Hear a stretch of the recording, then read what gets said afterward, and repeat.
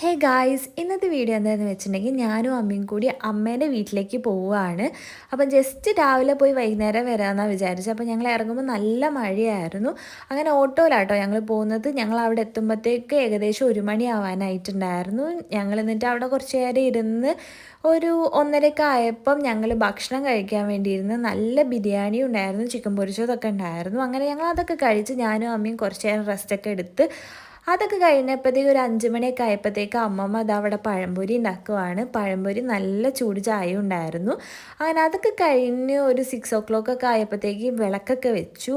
അങ്ങനെ വിളക്കൊക്കെ വെച്ച് ഞങ്ങൾ ഇരുന്നപ്പോഴത്തേക്ക് പപ്പി മാമനും എല്ലാവരും വന്നിട്ടുണ്ടായിരുന്നു.